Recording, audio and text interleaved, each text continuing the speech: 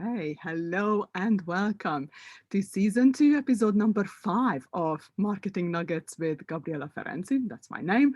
I'm a German and Hungarian language teacher, language coach, and I'm a founder of a language training company called Prolingua Global.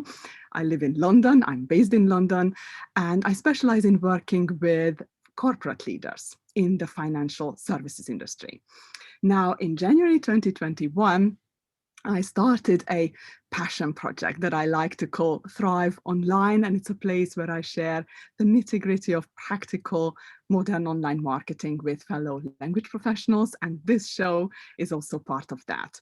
Now, in this marketing nugget, I'm talking to Adrian Savage, email marketing expert and founder of the Deliverability Dashboard, which is a software that helps you get more emails to people's inboxes. Adrian, welcome, and thank you so much for accepting my invitation to be interviewed on the Marketing Nuggets podcast. Hi, Gabriela. Thank you so much. Now, listen, what we want to start with before we dig deep into the big question, what is your story actually? Like, what's your background and how did you end up being an email marketing expert? And more importantly, what inspired you to actually launch the Deliverability Dashboard itself? Ooh, okay, so I will very briefly go back to when I was 7 years old, and my dad actually brought home one of the very original first Apple computers, Apple II computers, home to help him do his work. And I very quickly ended up teaching my dad how to use the computer because he was about to throw it out of the window. So that kind of that marked me as a geek from then on. And I've always had an interest in IT and things to do with that ever since. I did the usual thing, did a computing degree, and then I worked in IT and telecoms for many years. And it was only when my ex-wife actually moved to about 5 hours drive away from me with the kids that gave me a reason to need to change what I was doing. So that was a time when I ended up quitting my job so I could spend more time traveling to see my kids. And I got into the world of marketing almost by accident, I guess. I joined a few different mastermind groups and training sessions and things like that, and everyone was talking about online marketing. And most people got terrified of it. And there I was the only geek in the room, and I was saying how cool everything was, and people started asking me for my help. So I learned about a platform called Infusionsoft, and I helped people use that to start communicating with their audience. And that was how the first part of my kind of online marketing journey went. And I just loved helping people get their message out, helping people make more of a difference.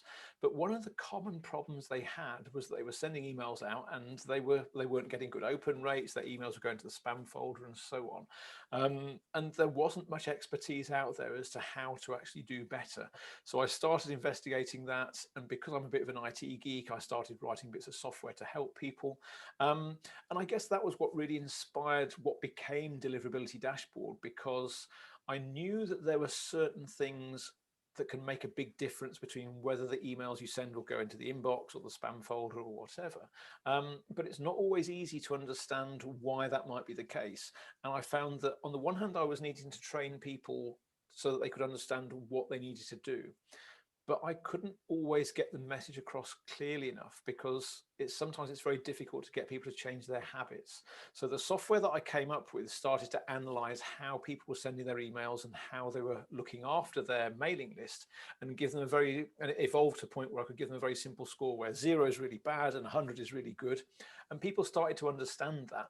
So I guess it's kind of that the software almost helps me get the message across, so I can get people to run the health check inside the dashboard, and then I say, right, okay, so you're in a really good place, you don't need to do anything, but actually maybe you over there, you've got an issue, here's what you need to do about it. And the software just helps me explain in more detail what the important things are they need to do. And also it's just a good way of tracking your progress, I guess. If you've got a poor score and it starts to improve, then it means you can see things are getting better without having to just rely on whatever reports you've got in your email platform or whatever.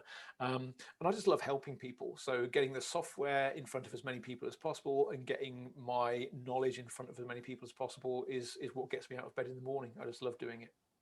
And I understand that the email health check, I think that's what you call it. That's actually a free tool that anyone Absolutely. can try and use and see how successful their campaigns are, and identify a couple of opportunities what we could do better. Totally. Got it. We can talk about that a little bit later, but then let's get to the actual question here. So what can we do? What can we do when we use email marketing tools like Mailchimp, HubSpot, Infusionsoft, you name it?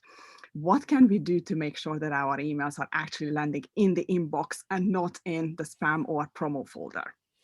So this is something I could talk about for hours, days, months, and we've only got half an hour. So I'm going to try and keep this as simple as possible, because the challenge with email deliverability is it's like a massive jigsaw puzzle. There's lots and lots of different things that can influence where your email will go. But what I can do is just pick out the most important areas, because while there's no one quick fix, the good news is there are a few important things that you can make a change to fairly quickly, and that will normally make enough of a difference that you will see improvements fairly quickly. And I've come up with an acronym that spells out the word RACE, and that helps you remember what those four important things are. And that stands for reputation, authentication, content, and then engagement. In my opinion, engagement is the most important part, but everything, all four of those areas have their part to play. And what I can do is just very quickly cover each of those and then maybe ask me more about that. Reputation is very, very simple, because that's what the world thinks of the emails that you're sending out. Got to bear in mind that Google has a stranglehold on email. They control more than 50% of the world's email boxes that we're likely to send to. Microsoft have another maybe 15-20%. Yahoo are there. And if you've got a normal consumer or small business audience, that's what your audience will look like. If you're working with corporates, sometimes it's not quite the same, but the rules are very simple. It's very similar, sorry. And the thing with reputation is that Google in particular, and all the others, they're keeping an eye on what you're doing. And if everybody is ignoring the emails you send out, your reputation is going to get bad very quickly. And equally, if you're sending spammy emails out that nobody wants, if you're adding people to your list without their permission, all of those things, they're going to damage your reputation. And if you go back a few years, then it was the reputation of the email platform you used that made the difference. So it might be that, say, Infusionsoft might have been better than Mailchimp, or Mailchimp might have been better than Constant Contact. But the thing is now it's very different to that. And the email platform you use doesn't make that much of a difference. It's how you use the platform that matters. Lots of people ask me, is Infusionsoft better than Mailchimp? And the answer I give is, well, actually, it doesn't make that much difference. Because if you imagine that you're working out at a gym and you're trying to keep fit, if you just do the same exercises at a different gym, you're not going to get any fitter. And email is just the same as that now. It doesn't matter what platform you use, it's how you do it, and it's the behavior that you show. And that's so their reputation matters, but they look after their reputation. It's mainly up to you and what you do, and that's what covers the reputation. And engagement has a massive impact on that, and I'll mention that in a second. The other thing I'll give a quick mention to is authentication, which is super important, and it's a one-off thing. You only set up your email authentication once. So when you first sign up for something like Mailchimp or ActiveCampaign, whatever platform it is, there will be a setting in there somewhere to set up your email authentication. Really important you do that, because this is how you can demonstrate the emails you're sending out are legitimate. It's something that the spammers can't do, so it sets you apart. So authentication is vital. And then the C for content. Now, we could talk about this forever, but it's all down to what the way that you word things, not having too many images, not having too many links, and also sending things frequently enough. And I think you've probably got a few different questions about that later on, so I won't preempt that too much now. But the thing I will talk about most at this stage is engagement, because this is the one important thing. I've mentioned authentication, and that's a one-off thing that you really should do just to make sure everything is set up correctly. And that's a one-off. The thing with engagement is this is an ongoing activity that you have to carry on doing forever. It's the one thing you really need to change the most, because if you manage your engagement effectively and you only send emails to people that have opened something from you recently, you're going to really boost your reputation. The better engagement you have, the better your reputation. The better your reputation, the more likely it is that future emails you send are going to go into the inbox. So even though you might find that you're getting the same number of people opening your emails, if you're only sending them out to the people that opened recently, your open rate percentage will increase. And it's that open rate that really, really matters. I'll often joke to a client that I can double their open rate in a split second. And the way that I'll do it is I'll literally go in and I will delete half of their contacts that haven't opened anything for a while. And that will take a 20% open rate up to a 40% open rate. There's no more people seeing the email, but that doesn't matter, because what matters is to the Googles and Microsoft of this world, you're suddenly looking like you've got a much better performance, and they will start to reward you. So that's why this matters so much. But those are the four things, if you just remember: reputation, authentication, content, engagement. I think it's a brilliant summary, and let's get into the nitty gritty here, and at least a few points that I would like to mention, because I can hear our listeners asking questions here. For example, open rates. What's good and what counts as not the best? What would you say? So this is a really tough one, because it does depend very much on how well you're managing your engagement. Because as we said, if you're sending lots of emails to people that have never opened anything, you're going to have a poor open rate. So what I'll do is I'll speak to what it should look like if you're managing your engagement well, and you're only sending things to people that have opened something in the last maybe the 30 days, or at the very most, I wouldn't go back beyond the last 90 days. And if you're sending just to those people, you should be able to get a 30, maybe 40% open rate, even a 50% open rate, depending on a few other factors like how often you're sending and so on.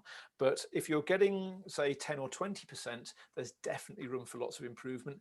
If you're in the single figures, like 5% open rates, then you're probably doing something not that great, and there's a lot that you could do. But it certainly doesn't hurt to aim for 30% or higher. If you're getting 30% already, you're doing a great job. You can possibly still get it higher. But the thing to bear in mind is you should never really compare your open rate with someone else's. The only thing that matters is how does your open rate compare with last week or last month or whatever. If it's going up, then great. If it's going down, maybe things aren't so good. Plain text or HTML? Oh, okay. Now, in the good old days, plain text was much more likely to land in the inbox, but things have evolved a lot since then. And it's more the appearance of the email that matters. Now, the downside of plain text is that you can't do any form of tracking. So you don't know how many people have opened the email, because email opens can only be tracked if you actually embed a tiny invisible image in the email. And if you're using plain text, you can't do that. And that's why Mailchimp and so on cannot track open rates if you're sending plain text. Maybe plain text still gets slightly better deliverability, but it's not enough to make a difference. And it's more important you can see the performance of your emails. So my recommendation is to always use HTML, but don't make it too pretty. It still needs to look like it's an email that's been sent from one person's Outlook to another. So it shouldn't have a nice big pretty graphic at the top or anything like that, because that will almost certainly send it to the promotions tab, if not the spam folder. It just needs to start with just a normal salutation, dear Gabriella, hi Gabriella, something like that. A little bit of text. You might have an image in there somewhere. Just if you've got a particular point you want to reinforce, and then you sign off, and then you might have a little signature at the bottom. But anything, if you've got lots of images, lots of links, anything like that, then it's going to start hurt things. So it still needs to look as plain as possible, even though HTML gives you that ability to report. I caught your Facebook Live the other day, where it was a very short one, but it was an eye opener for me, and it was about social links. Yes. So all these social links in the footer area of these emails, you are saying that it's a big no-no. There's two reasons really. I mean, the first thing is if you're sending an email out and you've got some kind of call to action where you want people to click a link, go to your website, whatever, then if you're putting social links at the bottom, then you're distracting people and you're detracting from the chance that they're going to follow your main call to action. So from a just general marketing point of view, it's not a great idea. If you want to promote your social media, send a separate email out just to promote that. It'll be much more effective. But from a deliverability point of view, the challenge you face is supposing you're promoting YouTube, Facebook, Instagram, LinkedIn, Twitter. That's 5 different little images and 5 different links in your emails. And we've already said that the more images, the more links, then the more likely it's going to look like a promotion or even end up in spam. But the other challenge is if you're linking to something like YouTube, the actual reputation of the websites you're linking to can be a reason enough for the email to go to spam. Because believe it or not, YouTube and some of the other social networks often end up on various block lists because lots of people complain about spam complaints when they're sent things like YouTube links, because it's not because YouTube is spammy, but it's because people don't like the links and they will hit the spam button in an email that's got YouTube in it. So that means that if you then send your own emails out with a link to YouTube, then if YouTube is on that block list at that moment, your email might go to spam, not because of anything you've done, but because YouTube has a temporarily bad reputation. So always best to only link to pages on your own website where you've got control of your reputation, and avoid those social media links pretty much at all costs. And just to avoid this thing about YouTube, so having said that, including YouTube links is not the best practice because it can send emails to promo or even spam folder. However, if there is something legit that I would like to share and it's on YouTube, then I'm thinking, okay, what can we do? Would it be okay to send people to our website where we have got the YouTube embedded? Yeah, absolutely, because then you're sending it to your website where you're in control of your own reputation. And as you say, you can just use the YouTube embed code, put the video onto the page on your website, and that's absolutely fine.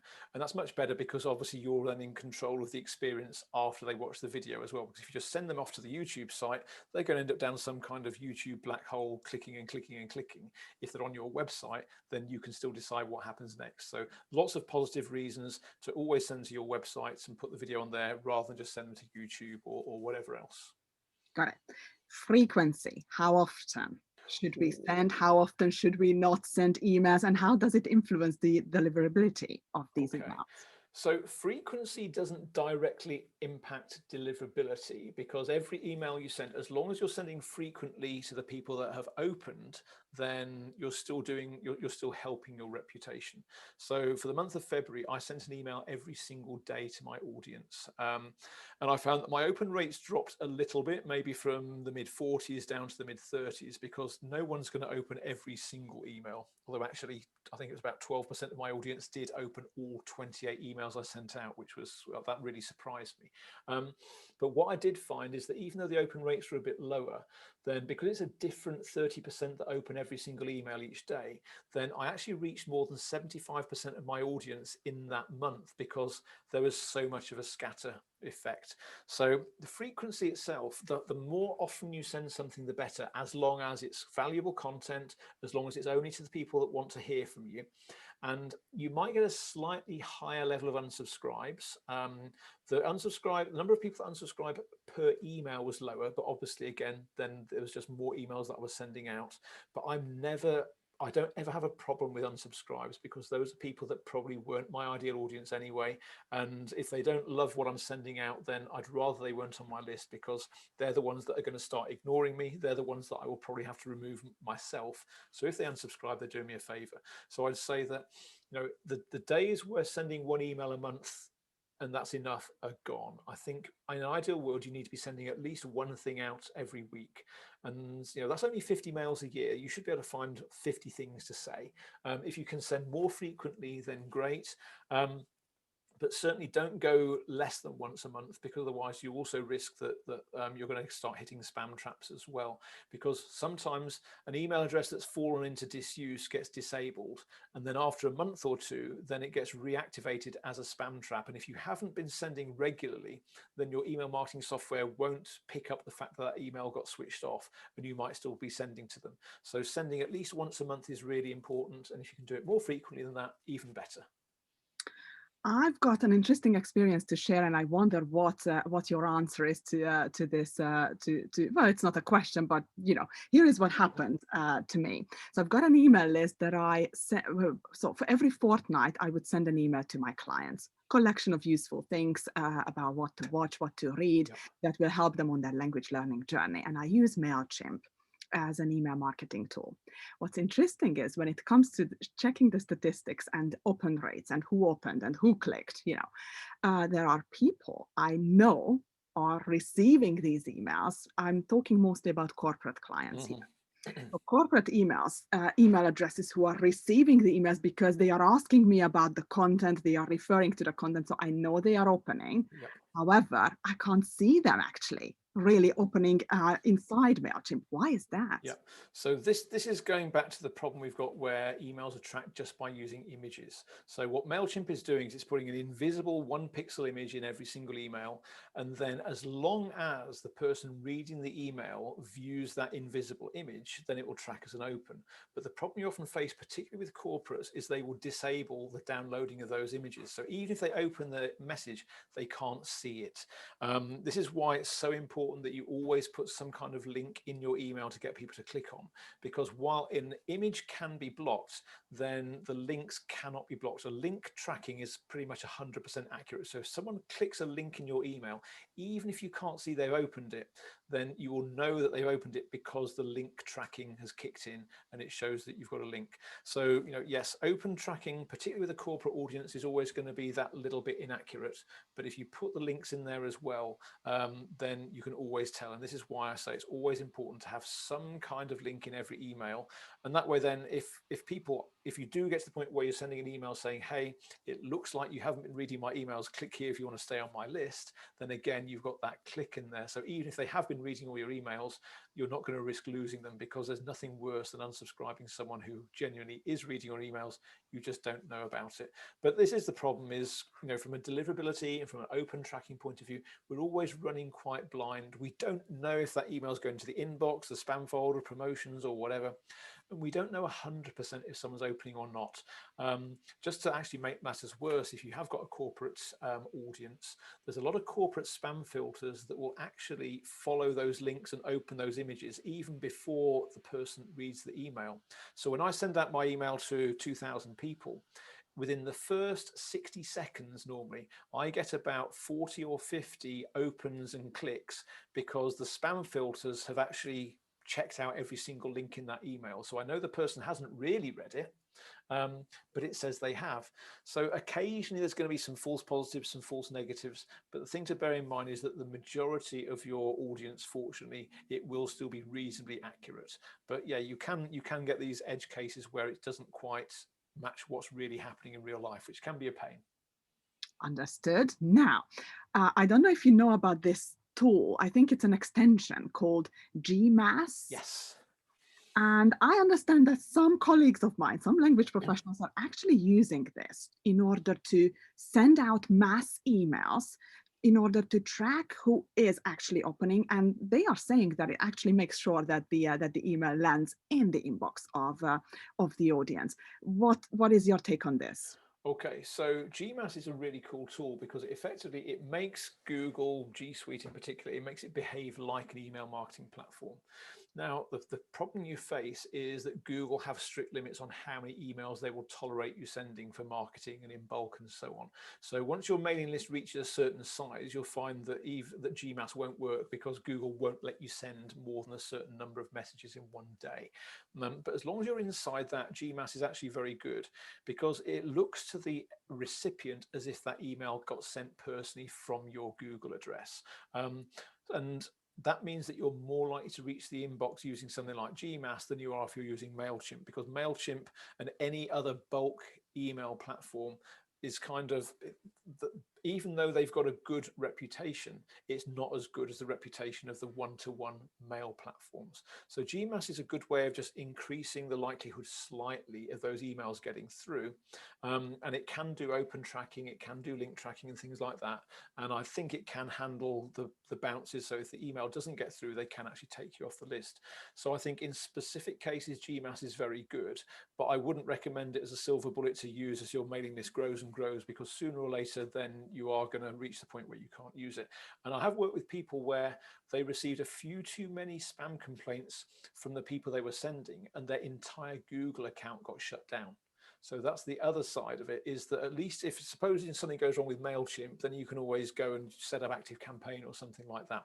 If your main primary sending address gets cut off, Google can act as judge, jury, and executioner, and they will not let you back in if you actually get too many complaints. So you do have to be careful from that perspective. But as long as what you're sending out is something that people want and you're not going to get lots of complaints, then it is a good tool. And I've got nothing against it as long as you're small enough to stay under the radar.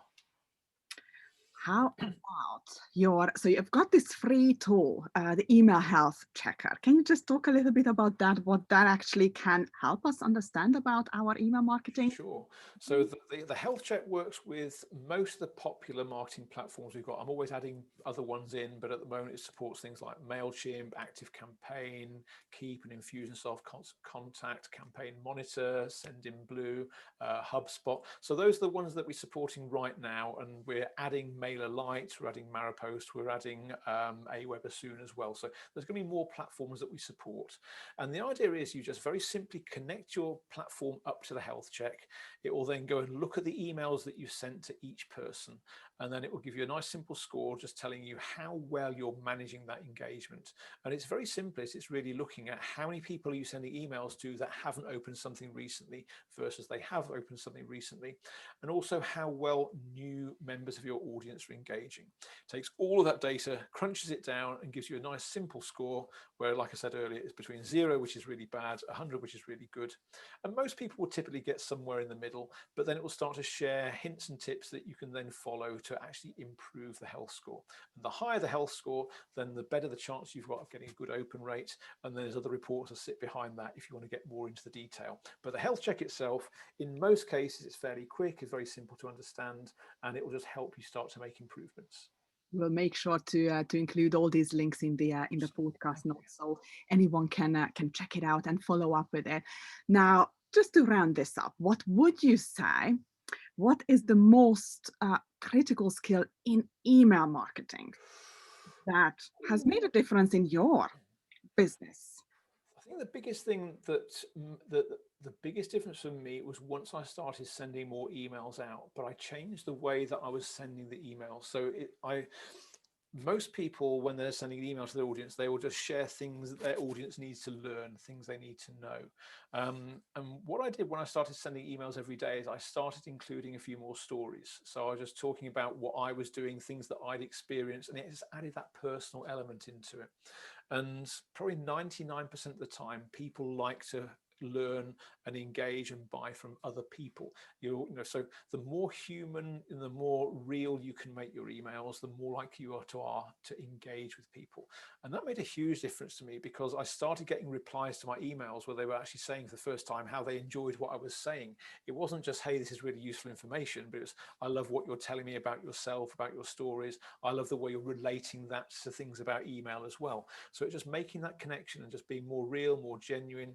And the better you can come across and be your real authentic self, the more you're going to connect with your audience, the more they're going to enjoy what you're sending out. So that's probably the biggest thing that made a difference for me. Wow. And if you could give us, language professionals specifically, just one piece of email marketing advice, what would it be? Send more emails. It's as simple as that, because I think most people still worry that their audience don't want to hear from them. Whereas if what you've got is going to be useful, of course they want to hear from you. So don't be afraid of sending out more emails. If you're not sure what to talk about, you can even ask your audience. You can send something out saying, well, how can I help you? What do you want me to talk about? And then just send more emails more frequently to the people that are opening your emails. Make sure that you use whatever report you've got on your email platform to find the people that aren't engaging.